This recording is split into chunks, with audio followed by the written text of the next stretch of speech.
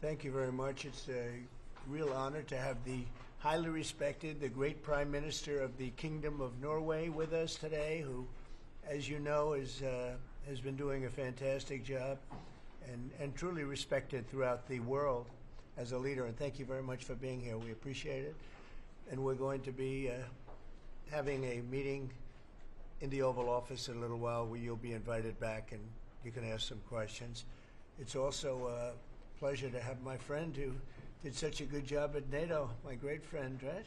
So you really did. We started off, they had no money, and they ended up having a lot of money after we said, you got to pay up. But you did a fantastic job, and thank you very much. And I'm glad you're here. Glad we meet each other again under these circumstances.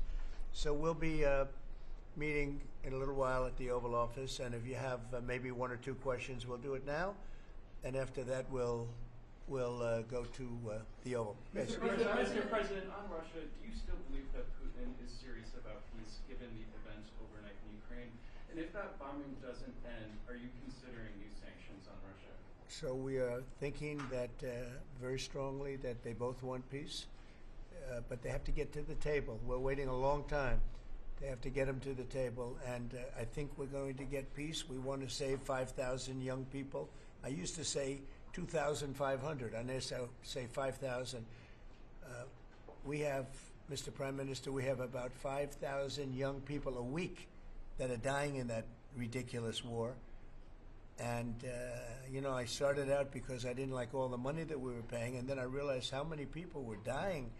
And that's by far the more important element right now. I'm saying we can save thousands of people. And I don't like that it takes long at all, but I think they both want to make peace. I do believe so. There's a lot of hatred there. There's a lot of very bad blood, a lot of distrust. But I think I hope we're going to get there for the sake of a lot of young people that are dying.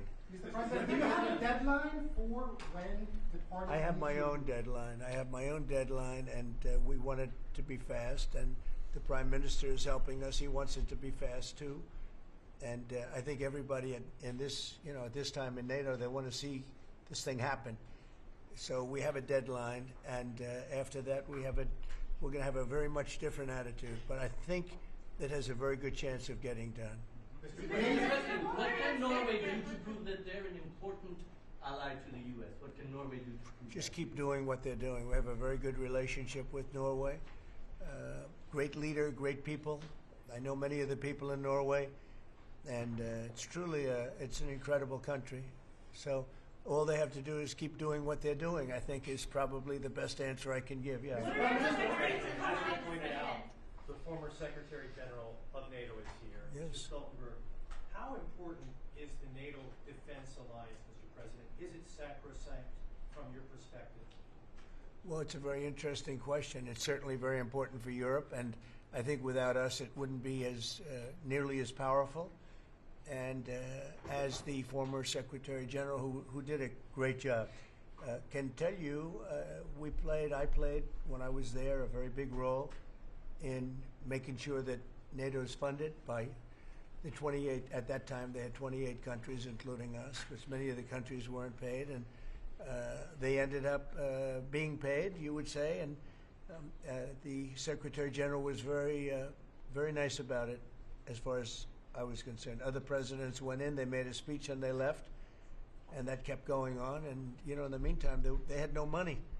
And the United States was paying far more than its fair share. You could say that they were paying, I actually said sometimes it looked like 100%, and it was unfair. And the two of us worked very well together, and we took care of the situation. There are some Mr. President. Yeah, please, go ahead. Norwegian statistics are showing that the U.S. actually has a trade surplus with Norway. Are you going to be looking into that and see which of the countries are actually in a trade surplus? Yeah, well, with the United States, almost everybody has a surplus. But not in It's really an amazing, numbers. it's an amazing phenomenon. No, there's a surplus of a couple of $2 billion, I think you have with us. I congratulate you. That's very good. We got to get a little bit of that for ourselves, maybe. But they do have a surplus. Norway has a surplus. In the current tariff situation,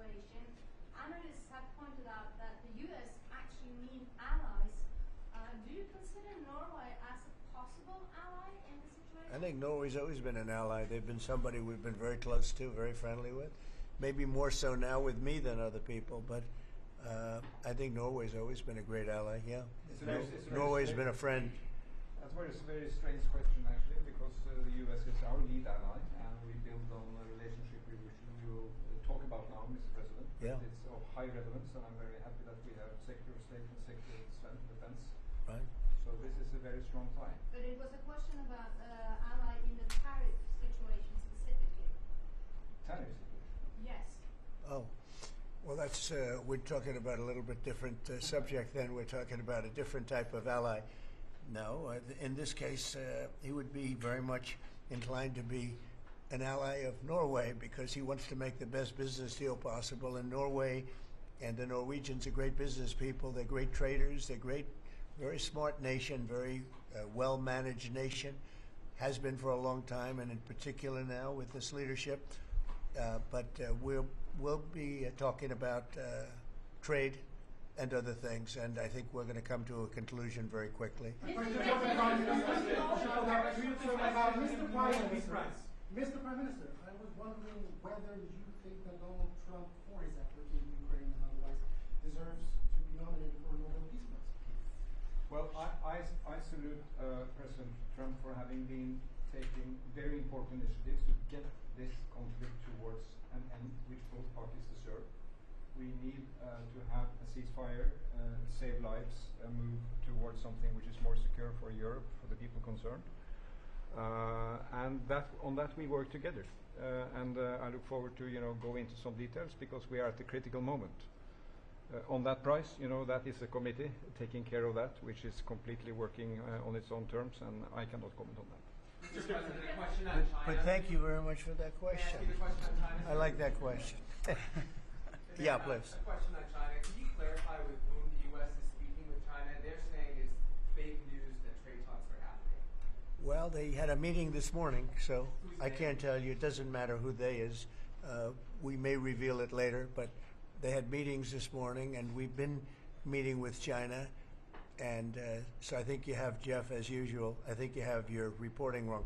Thank you very much. We'll see you. We'll see you inside. Thank you. Thank you, President.